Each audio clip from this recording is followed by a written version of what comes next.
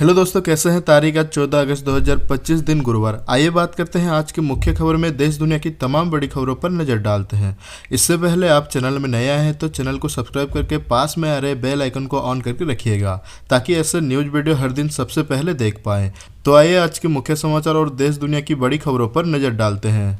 आज की पहली खबर, भाजपा ने कांग्रेस की पूर्व अध्यक्ष सोनिया गांधी पर गंभीर आरोप लगाया है कि उनका नाम भारतीय नागरिक बनने से पहले ही वोटर लिस्ट में शामिल कर दिया गया था। पार्टी का दावा है कि यह घटना 45 साल पहले की है, जब सोनिया गांधी का नाम 1980 से 1982 तक दिल्ली की मतदाता सूची में था, जबकि उन्हें भारतीय नागरिकता 1983 में मिली थी। यह आरोप उस समय सामने आया है जब कांग्रेस भाजपा और चुनाव आयोग पर पिछले साल चुनाव में वोट चोरी के आरोप लगा रही है।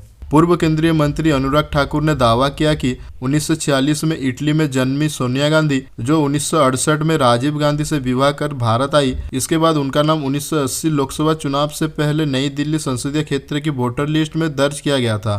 ठाकुर ने कहा कि यह नियमों का उल्लंघन था, क्योंकि किसी भी व्यक्ति का नाम वोटर लिस्ट में तभी दर्ज हो सकता है जब वो भारतीय नागरिक हो। भाजपा नेता अमित मालवीय ने भी सोशल मीडिया पर 1980 की मतदाता सूची का कथित अंश साझा करते हुए इसे स्पष्ट चुनावी गड़बड़ी करार दिया। अगली खबर देखिए, केंद्र सरकार अन्य पिछड़ा समुदाय के विभिन्न वर्गों के बीच आरक्षण का लाभ पहुंचाने के लिए एक ऐसे प्रस्ताव पर विचार कर रही है जो विभिन्न केंद्रीय और राज्य सरकारों, सार्वजनिक क्षेत्रों के उपक्रमों, विश्वविद्यालयों और निजी क्षेत्रों के कर्मचारियों के बीच क्रीमी लेयर के मामले में समतुल्यता स्थापित करता है। यानी जो लोग इन संगठनों के कार्यरत हैं और पद एवं वेतनमान के मामले में क्रीमी लेयर वाली आय सीमा में आते हैं, उन्हें क्रीमी लेयर के दायरे में लाया जा सकता है। दरअसल सरकार मौजूदा समय में अन्य पिछड़ा वर्ग क्रीमी लेयर का दायरा बढ़ाकर नए मानदंड लागू करना चाहती है, ताकि ओबीसी आरक्षण का लाभ समाज के निचले तबके तक पहुंच सके और इस समुदाय के संपन्न या उच्च पदों पर मौजूदा लोगों को इससे बाहर किया जा सके। सूत्रों के हवाले से रिपोर्ट में कहा गया है कि आय बहिष्करण मानदंड लागू करने और समतुल्यता स्थापित करने के प्रस्ताव पर केंद्र सरकार गंभीरता से विचार कर रही है। अगली बड़ी खबर आ रही है, सुप्रीम कोर्ट ने मंगलवार को एक ऐतिहासिक फैसला सुनाते हुए स्पष्ट किया कि कर्मचारी क्षतिपूर्ति अधिनियम 1923 की धारा 3 में इस्तेमाल वाक्यांश नौकरी के दौरान और उसके कारण हुई दुर्घटना का दायरा केवल कार्यस्थल तक सीमित नहीं है। अब कार्यस्थल और निवास स्थान के बीच यात्रा के दौरान हुई दुर्घटनाओं को भी इस प्रावधान के तहत कवर किया जाएगा, बशर्ते दुर्घटना का कार्य से स्पष्ट संबंध हो। अदालत ने माना कि कर्मचारी जब ड्यूटी पर जा रहा हो या ड्यूटी पूरी करके लौट रहा हो, उस दौरान अगर कोई दुर्घटना होती है और उसके पीछे का कारण नौकरी से जुड़ा हो, तो उसे ड्यूटी पर हुआ हादसा माना जाएगा। न्यायमूर्ति मनोज मिश्रा और न्यायमूर्ति के.वी. विश्वनाथ की पीठ ने यह फैसला सुनाया। उन्होंने कहा कि अधिनियम की धारा 3 की व्याख्या में अब तक विभिन्न न्यायालयों ने अलग अलग दृष्टिकोण अपनाए हैं, जिससे भ्रम की स्थिति बनी रहती है। अगली बड़ी खबर देखिए, पुरी के पवित्र जगन्नाथ मंदिर में उस समय सनसनी फैल गई जब इसकी दीवारों पर संदिग्ध टेरर थ्रेट संदेश लिखे मिले। घटना के बाद मंदिर परिसर में सुरक्षा बढ़ा दी गई और पुलिस ने जांच तेज कर दी। मंदिर की बाहरी दीवार पर आतंकी हमले की चेतावनी वाले संदेश लिखे मिलने के बाद श्रद्धालुओं और सेवायतों ने मंदिर की सुरक्षा को लेकर चिंता जताई। पुलिस ने बताया कि ये संदेश मंदिर में प्रवेश के लिए श्रद्धालुओं के इस्तेमाल किए जाने वाले लोकप्रिय रास्ते के पास स्थित एक छोटे मंदिर की दीवार पर और मंदिर के दूसरी ओर एक स्थान पर लिखे मिले। संदेश में लिखा था कि आतंकी जगन्नाथ मंदिर को तोड़ देंगे। पूरी पुलिस ने संदेश लिखने वाले व्यक्ति की पहचान करने और उसके मकसद का पता लगाने के लिए एक विशेष टीम बनाई है।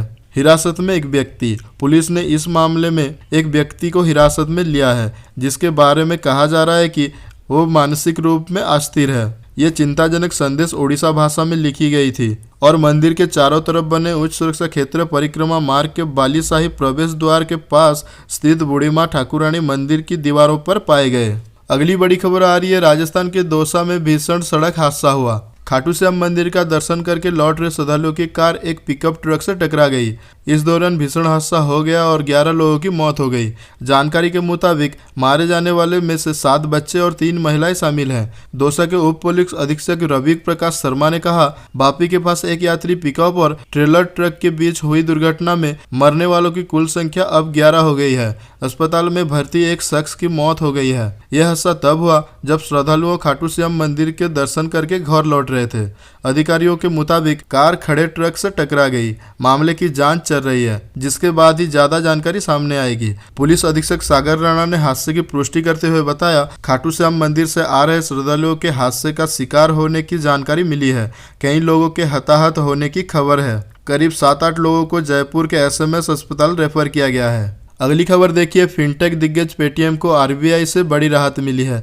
कंपनी की payment service unit Paytm service limited के लिए आरबीआई ने मंगलवार को पेमेंट एग्रीगेटर लाइसेंस देने की सैद्धांतिक मंजूरी दी है। इससे पीपीएसएल और payment and settlement system act 2007 के तहत एक ऑनलाइन पेमेंट एग्रीगेटर के रूप में काम कर सकेगी। कंपनी ने बीएसई को दी रेगुलेटरी फाइलिंग में आरबीआई के फैसले की जानकारी देते हुए कहा, आरबीआई ने पीपीएसएल को इन प्रिंसिपल ऑथराइजेशन दे दिया है ताकि वो ऑनलाइन पेमेंट एग्रीगेटर के रूप में काम कर सके। अब तक क्यों अटका मामला? पेमेंट एग्रीगेटर लाइसेंस के लिए पेटीएम के आवेदन को आरबीआई ने पहले खारिज कर चुका है। आरबीआई ने विदेशी प्रत्यक्ष निवेश एफडीआई नियमों के अनुपालन में कमी का हवाला देते पेटीएम के आवेदन को खारिज कर दिया था। इसके साथ ही कंपनी को निर्देश दिया था कि वो रेगुलेटरी शर्तें पूरी करने के बाद ही दोबारा आवेदन करे। इसके बाद कंपनी ने वित्त मंत्रालय से एफडीआई अनुमोदन हासिल किया और लाइसेंस के लिए फिर से आवेदन किया। अगली खबर देखिए, पाकिस्तान के प्रधानमंत्री शहबाज शरीफ ने भारत को खुली धमकी दी है कि वह पाकिस्तान एक बूंद पानी भी किसी को छीनने नहीं देंगे।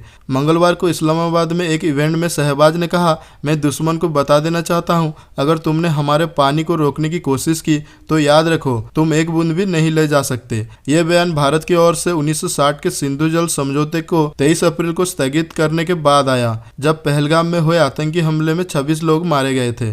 पाकिस्तान ने बार बार चेतावनी दी है कि पानी के प्रभाव को रोकना युद्ध की तरह होगा। शहबाज ने कहा, अगर भारत ने ऐसी हरकत की तो उसे ऐसा सबक सिखाया जाएगा कि वो पछताएगा।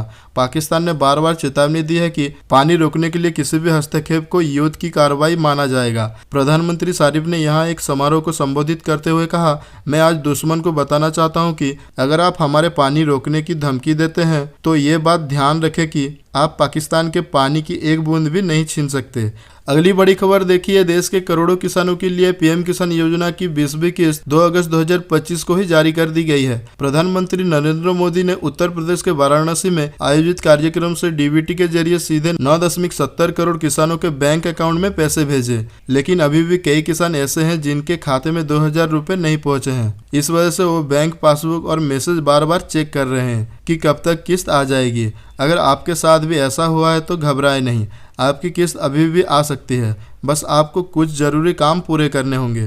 प्रधानमंत्री किसान सम्मान निधि योजना के तहत सरकार ने कुछ मामलों में पेमेंट रोक दी गई है। इसमें सबसे बड़ी वजह ई-केवाईसी ना होना, आधार लिंकिंग पूरी ना होना या भू सत्यापन का अधूरा रहना है। अगर आपके दस्तावेज या रिकॉर्ड में नाम, आधार और बैंक डिटेल में गलती है तो भी किस्त अटक सकती है। इसके अलावा अगर एक ही परिवार के एक से ज्यादा लोग किसान योजना का लाभ ले रहे हैं तो भी जांच के दौरान पेमेंट रोकी जा सकती है।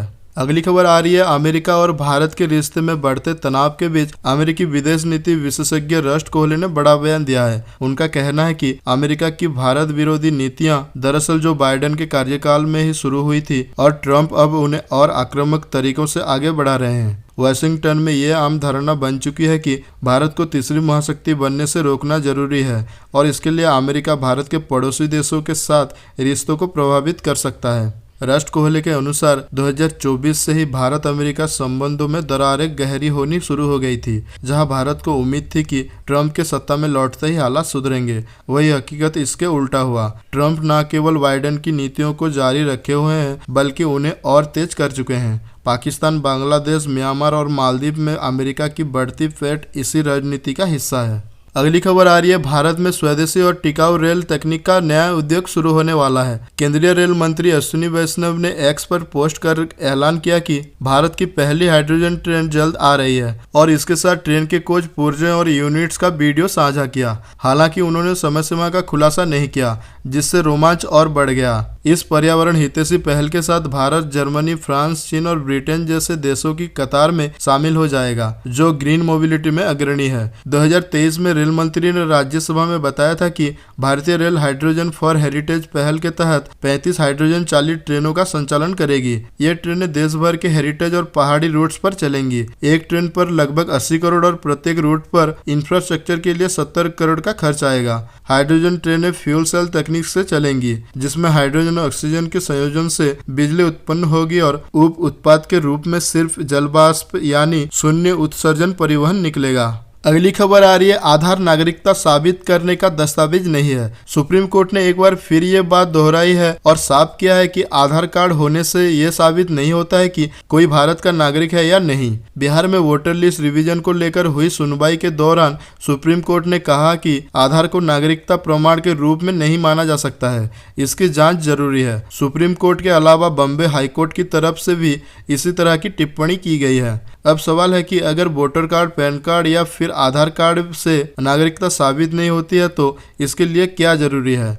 बॉम्बे हाईकोर्ट की बड़ी टिप्पणी। बॉम्बे हाईकोर्ट ने बांग्लादेश से अवैध तरीके से भारत आए एक शख्स की याचिका पर सुनवाई की।